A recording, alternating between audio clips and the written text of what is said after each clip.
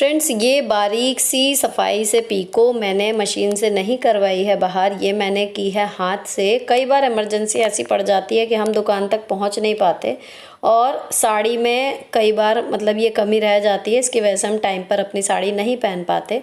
तो इस वीडियो में मैं आपको बताने वाली हूँ कि अगर आप चाहें तो आप अपने घर पर ही सुई धागे से मतलब बिना मशीन के आप पीको कैसे कर सकते हो। और अगर आपकी नज़र कमज़ोर है तो एक जुगाड़ कमज़ोर नज़र वालों के लिए सुई में धागा डालने का भी यहाँ है।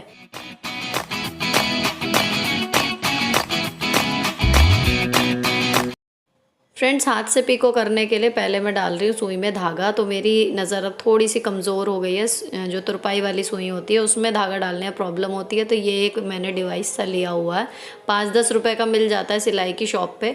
इसमें एल्युमिनियम की पत्ती के आगे ये एक बड़ा सा तार सा है, तो ये पिर जाता है आराम से सुई के अंदर हाथ के अंदाजे से, और उसमें आप धागा डाल लो तो इस तरीके से आपका ईजियली छोटी से छोटी सुई में भी धागा पिर जाएगा बिना आँखों पे जोर डाले। तो ये आप चाहो तो स्क्रीनशॉट ले लो। और उसके बाद जी शुरू करते हैं हाथ से पीको। तो आपको जो किनारी लेनी है, जो साड़ी की उल्टी वाली साइड है, पहले हमें वहाँ पे काम करना है, यानी कि जो साइड अंदर रहती है उसमें स्टार्टिंग में हाथ से छोटा छोटा करके इस तरीके से बारीक कम से कम 2 रोल देने हैं। तो ये एक गोल सी शेप बन जाएगी। उसके बाद सुई लेनी है और बैक साइड से पहले अंदर डालनी है। उसके बाद एक बार देखो ये धागा पिर गया, स्टार्टिंग में बार बार किनारे का कपड़ा जो है वो उसमें अटक जाता है, तो आप हाथ से ही उसके ऊपर कर दो। और फिर इसके बाद अमेठने वाला जो होता है ना पैटर्न, उसमें आपको यानी कि बार बार नीचे से ही निकालनी है सुई। तो अपने आप धागा इस गोल वाली जो आपने बनाई है कपड़े की, इसके ऊपर से आता जाएगा और एक हल्की सी स्लैंटिंग लाइन आपकी धागे की बनेगी, सीधी नहीं बनेगी, क्योंकि आप शुरू जहाँ से कर रहे हो वो हिस्सा आगे है और जहाँ आपका पहले से धागा है वो थोड़ा पीछे है। तो एक स्लैंटिंग लाइन देखो ये टेढ़ी टेढ़ी बनती चली जाएंगी।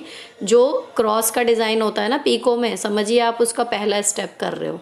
तो ये आपका जो इसमें मेन मेहनत का काम है वो फर्स्ट राउंड में ही है, जब आपको कपड़ा रोल भी करना है और ये स्लैंटिंग टाँके भी लगाने हैं। तो यहाँ पर आप जब पहली बार करेंगे तो मे भी आपको थोड़ा टाइम लग जाए, लेकिन जब आपको प्रैक्टिस हो जाएगी तो आप बहुत ईजियली कर लोगे।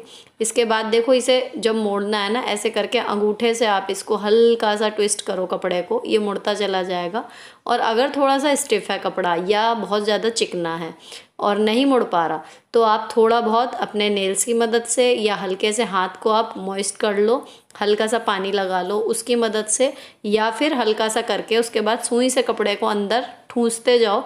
लेकिन ये एक बार जब रोल बन जाता है ना, गोल सी ये शेप आ जाती है, तो फिर आपका काम आसान हो जाता है। और ये स्लैंटिंग टाके हमें लगाते चले जाने हैं थ्रू आउट द जो भी पल्ला है पूरी लाइन तक। तो अब ये वाला काम शुरू हो रहा है। स्टार्टिंग हाथ में पकड़ के ही करनी होती है क्योंकि दबाने के लिए हमारे पास कुछ है नहीं। अब स्टार्टिंग वाला हिस्सा जो है वो मैंने टाँके भर लिए, तो उसको मैंने अपने पैर के नीचे यहाँ दबा लिया और अब इसमें जो है फटाफट अंगूठे से मोड़ती जा रही हूँ। जब स्टार्टिंग एक बार आपकी हो जाती है, रोल बनना शुरू हो जाता है, तो फिर दिक्कत नहीं आती। अब यहाँ देखो ये जो बॉर्डर है इसका ये थोड़ा सा ख़त्म हुआ है, तो यहाँ पर ये अब ईजियली नहीं मुड़ रहा। मैंने 2-3 बार थंब से ट्राई किया तो नहीं मुड़ा ना, तो फिर मैंने इसको हाथ से इस तरीके से करके जो एक्स्ट्रा कपड़ा है वो सुई से आप अंदर कर दो। लेकिन मेक श्योर ये करना है हमें कि बारीक से बारीक जो है वो हमारा रोल बन जाए, चपटी ना बने, है ना। तो वो अंगूठे और उंगली के बीच में रगड़ने से ही बनेगी कपड़े की, और ये बनती चली जाएगी। और आपको ये स्लैंटिंग टाँके जो हैं वो मारते जाने हैं। हर बार आपको बैक साइड में सुई घुसानी है और सामने से निकालनी है, तो ये अपने आप बनते चले जाएंगे। इसमें कुछ आपको करने की ज़रूरत नहीं है, बहुत ज़्यादा ध्यान देने की।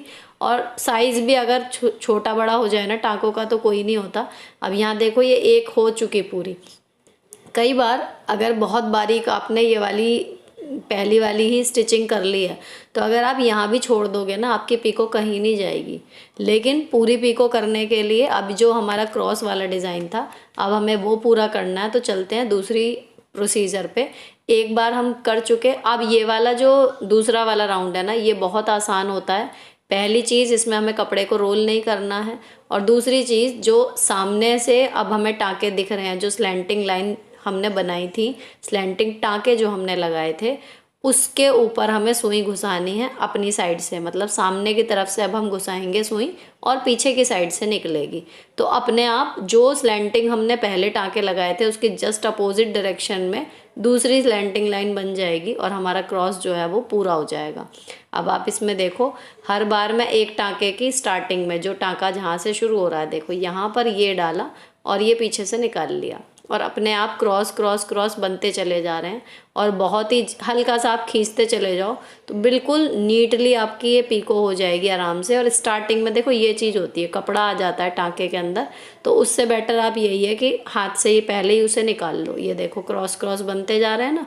और अगर आपका आधे घंटे में से टाइम काउंट करें ना तो लगभग 20 मिनट आपके पहले वाले राउंड में लगते हैं और बाद वाला ये दूसरा वाला राउंड आपका 10 मिनट में हो जाता है, क्योंकि इसमें काम कम है।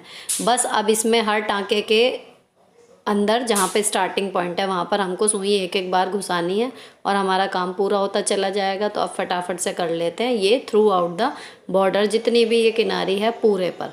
तो ये आप अगर आप एम्ब्रॉयडरी भी करो ना इस तरीके से, कोई आप धागा दबा के इस तरीके से जिगजैग बनाना चाहो तो भी ये टाँके काम आते हैं।